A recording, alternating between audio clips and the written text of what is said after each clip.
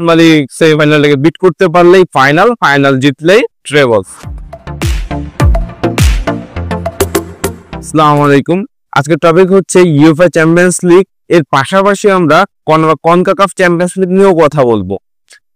So আজকে আজকে রাতে ইউসিএল এর যে কোয়ার্টার ফাইনালের ফার্স্ট লেগে যে সেকেন্ড দুইটা ম্যাচ ছিল অ্যাস্টন ভিলা এবং পিএসজি আর বার্সেলোনা এবং ডর্টমুন্ডের, আমি তো গত ভিডিওতেই বলছিলাম যে দুইটা ম্যাচে খুব ভালো হবে, বিশেষ করে বার্সা এবং ডর্টমুন্ডেরটা খুব হাই ভোল্টেজ একটা ম্যাচ হবে এবং সেটাই হয়েছে। বাট পিএসজি এবং অ্যাস্টন ভিলা খেলাটা এক পেশে খেলা হয়ে গেছে। অ্যাস্টন ভিলা পিএসজি কাছে খানাই পাই নাই, বল পজিশন বলেন কোনো জায়গায় অ্যাস্টন ভিলা ধারে কাছেও যাইতে পারে নাই, পিএসজি সমান হইতে পারে নাই। 3-1 গোলে তারা ফার্স্ট লেগে হেরে গেছে। পার্ক দ্য প্রিন্সেসে খেলা হয়েছিল পিএসজি স্টেডিয়ামে। প্রথম যদি আমরা অ্যাস্টন ভিলা এবং পিএসজিতেই থাকি, সেখানে পিএসজি শট নিয়েছে 29টা, যেখানে শট অন টার্গেট ছিল 10টা। আর তার পাশাপাশি অ্যাস্টন ভিলা শট রাখতে পারে নাই বললেই চলে, শট অন টার্গেটে 2টা শট মাত্র, যার একটা গোল হয়েছে। যদি ভাই অ্যাস্টন ভিলার তো তেমন আলোচনা করার কোনো প্লেয়ার নাই, যদি থাকে সে একজন এমি মার্টিনেজ। আমরা যদি এমি মার্টিনেজকে নিয়ে কিছু বলি তো তাকে খারাপ বলা যাচ্ছে না কোনোভাবেই, কারণ তার পারফরমেন্স ভাই যদি একটা প্লেয়ার খারাপ করতো তাহলে তার রেটিং কিন্তু তার পারফরমেন্সের উপরে ডিপেন্ড করে দেওয়া হয় সাধারণত। সো 7.7 রেটিং পায় একজন প্লেয়ার, আপনার খারাপ যদি 3টা গোল হজম করছে একজন গোলকিপার, তারপরও তিনি যদি 7.7 রেটিং পাইছে, কিভাবে সম্ভব এটা? যদি তিনি খারাপই খেলে থাকতেন। 8টা সেভ দিছে ভাই, 4টা ইনসাইড দ্য বক্স, একটা পাঞ্চ করছে আর 2-3টা নর্মাল সেভ, তার মধ্যে 3টা ছিল বেশ টাফ সেভ যেগুলো তিনি দিছেন। বাট ডিফেন্সের ভুলের জন্য ডিফেন্সের 3টা গোল খাইছে। 3টা দোষী ভাই আমি ডিফেন্সদের দিব।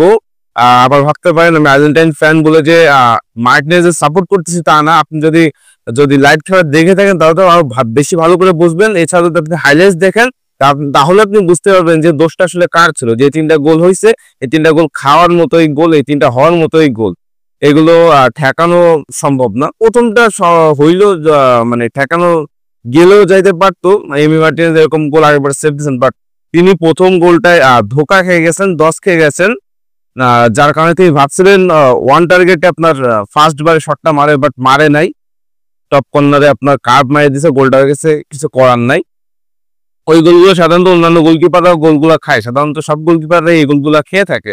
এগুলো ঠেকানো আপনার খুব শর্ট করে আপনার 90% গোল হয়েই যায় এসব শটে, কিছু করার নাই। তার সেকেন্ড লেগ এখনো বাকি আছে অ্যাস্টন ভিলার জন্য। নিজেদের ভিলা পার্কে দেখা যাক তারা 90 মিনিট কাজে লাগাইতে পারে কিনা পিএসজির সাথে। কারণ পিএসজি এই মৌসুমে বিশেষ করে চ্যাম্পিয়ন্স লিগে খুব দুর্দান্ত একটা টিম হয়ে উঠছে, কারণ তারা লিভারপুল, এত ফর্মে থাকা লিভারপুলকে তারা বিট করে দিছে, বিট করে তারা কোয়ার্টার ফাইনালে উঠলো। সেখানে অ্যাস্টন ভিলা তো আপনার লাস্টে 68 সালে 68 সালে চ্যাম্পিয়ন্স লিগ খেলছিল, এরপরে এই আপনার 25 সালে খেলতেছে। সো অতটা ভালো টিম অ্যাস্টন ভিলা কখনোই না আপনার। তারপরও যে অ্যাস্টন ভিলা কোয়ার্টার ফাইনাল পর্যন্ত আসতে পারছে, এটাই অনেক ব্যাপার স্যাপার। মার্টিনেজের হাত ধরে এখনো পর্যন্ত কিন্তু ভাই এই আজকের ম্যাচটা হয়ে গেছে, তারপরও কিন্তু এখনো পর্যন্ত চ্যাম্পিয়ন্স লিগের বেস্ট গোলকিপার মার্টিনেজ। যদি সেই ফাইনালে উঠতে পারে, তাই অ্যাস্টন ভিলা কোনোভাবে ফাইনাল না খেলতে পারলেও অ্যাস্টন ভিলার গোলকিপার এই মার্টিনেজই ইউএফএ চ্যাম্পিয়ন্স লিগের 24-25 মৌসুমের বেস্ট গোলকিপার হবে যদি সেমিফাইনালে তারা উঠতে পারে। এখন দেখা যাক তারা ভিলা পার্কে কি করে। এখন যদি আমরা আসি বার্সেলোনা এবং ডর্টমুন্ডের খেলা, এটা হয়েছে একটা জমজমাট খেলা, বেশ টানাপোড়েনের ম্যাচটাই হয়েছে। আপনার বার্সেলোনা শট রাখছে 18টা শট নিচে, যেখানে আপনার 9টা শট অন টার্গেট। 4-0 তারা ডর্টমুন্ডকে হারিয়ে দিয়েছে। এক প্রকার ডর্টমুন্ড খেলছে ভালো, তারা অ্যাটাক দিছে, বাট তারা গোল কনসিড করতে পারে নাই। ওদিকে রাফিনার বাই পারফরমেন্স তো কিছু টপ নচ পারফরমেন্স, কিছু বলার নাই। রাফিনা আজকেও তিনি ম্যান অফ দ্য ম্যাচ হয়েছেন, 2 অ্যাসিস্ট 1 গোল, সাথে লামিনী আমালও গোল করছেন, লেভানডস্কি 2 গোল করছে, ফার্মিন লোপেজ একটা অ্যাসিস্ট করছে। ওভারঅল বার্সেলোনা খুবই ভালো খেলছে। নর্মালি তাদের যে ধারাবাহিক, তাদের যে খেলাটা, তাদের হাইলাইনের যে খেলাগুলা, সেটা ধরে রাখতে পারছে ডর্টমুন্ডের বিপক্ষেও। এখন সেকেন্ড লেগ দেখা যাক নিজেদের মাঠে কি করতে পারে। এখন যদি আমরা কনকাকাফ চ্যাম্পিয়ন্স লিগে আসি, যেখানে কোয়ার্টার ফাইনালের সেকেন্ড লেগ শেষ হয়েছে আজকে। ফার্স্ট লেগে ইন্টার মায়ামি 1-0 এলএ গ্যালাক্সির কাছে হেরে গিয়েছিল। সেকেন্ড লেগ ছিল আজকের। সেকেন্ড লেগে ইন্টার মায়ামি 3-1 বলে হারাইছে এলএ গ্যালাক্সিকে, যার ফলে অ্যাগ্রিগেটে তারা 3-2 এগিয়ে তারা সেমিফাইনাল নিশ্চিত করেছে। আজকের ম্যাচে যদি ভাই মেসির পারফরমেন্স সম্পর্কে কিছু বলে থাকি, আপনার ফার্স্ট লেগে মেসিকে তারা পুরো মার্ক করে খেলছে। মেসিকে কোনো শট নেওয়ারই সুযোগ দেয় নাই, মানে পুরো মার্কে 2জন প্লেয়ার পুরো মার্ক করে আসলে মেসিকে, যার ফলে মেসি কোনো চান্সই ক্রিয়েট করতে পারে না, কোনো গোল করতে পারে না, কোনো গোল করাইতে পারে না। বাট আজকে আজকেও মার্ক করে রাখা হয়েছিল, বাট মেসিকে ভাই খেপানো যে কতটা ভুল অপোনেন্টের জন্য, এটা অপোনেন্টরা বুঝেও কেন যে না বোঝার মতো চলে এটাই বুঝি না। তারা মেসিকে পেসি লেখা মেসির একটা বিকৃত ছবি নিয়ে স্টেডিয়ামে আসছিল এলএ গ্যালাক্সির ফ্যানেরা মেসিকে ট্রল করার জন্য, মেসিকে আপনার দুয়ো দেওয়ার জন্য। বাট এইটা যে মেসির উপরে কতটা ইফেক্ট ফেলায়, এর জন্য যে মেসি আরো ভালো খেলে এটা তারা কেন যে বুঝতে পারে না, এটা আমিও বুঝি না।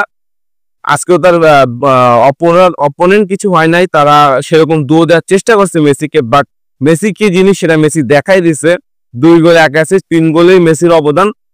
আরো কিছু চান্স ক্রিয়েট করছিল, বাট সেগুলো গোল কনসিড করতে পারে না মেসির সতীর্থরা।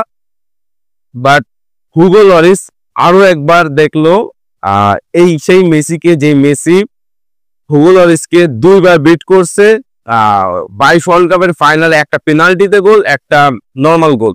ঠিক আজকেও একটা পেনাল্টিতে গোল খাইছে, আর পেনাল্টি অনেকটা সেম আপনার 22 ওয়ার্ল্ড কাপে কেমন যেন ফিরিয়ে আনলো আমাকে 22 ওয়ার্ল্ড কাপে সেম যেরকম গোল দিছিল 22 ওয়ার্ল্ড কাপে 10 খাইছিল, ওগুলো সেম 10কে এবার গোলটা দিছে। আর নর্মালি একটা গোল গেছে, গোলটা খুব মানে ম্যাজিক্যাল গোল ভাই। মেসি সাধারণত যে গোলগুলো করে থাকে ঠিক সেম গোলটা হয়েছে, কিছু বলার নাই। আর মেসি যে অ্যাসিস্টটা ছিল দুর্দান্ত, একটা আপনার ফ্রি কিক থেকে উঠাই দিছে, জাস্ট সোয়া লেগে মাথায় হেডটা একদম মাথার উপর পাতায় দিছে, বলটা মাথার উপর পড়েই গোল। তো শুভকামনা ইন্টার মায়ামির জন্য, তারা সেমিফাইনাল নিশ্চিত করছে তাদের চ্যাম্পিয়ন্স লিগে। যারা গত মৌসুমে রাউন্ড অফ 16 থেকে বাদ পড়ে গেছিল ইন্টার মায়ামি, হেবের মাস্টার আসার পর থেকে ইন্টার মায়ামি গত মৌসুমের থেকে এই মৌসুমে আরো ভালো খেলছে। ওভারঅল চ্যাম্পিয়ন্স লিগ, আপনার উয়েফা চ্যাম্পিয়ন্স লিগ, আপনার কনকাকাফ চ্যাম্পিয়ন্স লিগ ওভারঅল যদি আমরা মেলাই, বার্সেলোনা এবং ইন্টার মায়ামি সেম কন্ডিশনে ছিল, বাট এর মাঝখানে অ্যাস্টন ভিলা একটু নর্মাল হয়ে গেছে। বাট ভিলা পার্কে যেহেতু পিএসজি ওটা ঘরের মাঠ ছিল, পিএসজি একটি অ্যাডভান্টেজ পাইছে। এরপরে লেগ 2 ভিলা পার্কে হবে, অ্যাস্টন ভিলার হোম গ্রাউন্ডে একটা অ্যাডভান্টেজ তারা তখন পাবে। সেই অ্যাডভান্টেজটা তখন মার্টিনেজকে কাজে লাগাইতে হবে এবং অ্যাস্টন ভিলার প্লেয়ারদের কাজে লাগাইতে হবে, কারণ অ্যাস্টন ভিলার প্লেয়াররা যে গোল করতে না পারে কিছুই করার নাই ভাই, তাদের কোয়ার্টার ফাইনাল থেকেই বিদায় নিতে হবে। আর বার্সেলোনাকে নিয়ে তো ভাই কিছু বলার নাই, ওভারঅল তারা নর্মালি খেলছে, এভাবে তাদের এই রানটা ধরে রাখতে পারে। ট্রেবল কেউ নিতে পারতেছে না কেউ বার্সেলোনার কাছ থেকে। কোপা দেল রে তো জিতে যাচ্ছে প্রায়, ফাইনালে তো উঠে গেছে, এখন রিয়াল মাদ্রিদকে বিট করতে হবে। আর লা লিগাতে তো এখনো টেবিলের টপে রয়েছে, যদি পথের সামনে পা না কাটে লা লিগাও বার্সেলোনা জিতছে। আর ইউসিএল এ যদি এই রানটা তারা ধরে রাখতে পারে, তারা অলরেডি আপনার 1.5 পা দিয়ে রাখছে সেমিফাইনালের মঞ্চে। এখন কোনো ব্যাড লাক যদি না হয় তাহলে ইনশাল্লাহ তারা সেমিফাইনাল খেলতেছে। আর সেমিফাইনালে তাদের প্রতিপক্ষ কি হবে সেটা তো বুঝতেই পারতেছেন। দেখা যাক, সেকেন্ড লেগটা শেষ হোক, আমরা তাহলে কনফার্ম হয়ে যেতে পারবো যে প্রতিপক্ষ কারা। আর নর্মালি সেমিফাইনাল থেকে বিট করতে পারলেই ফাইনাল জিতলেই ট্রেবল।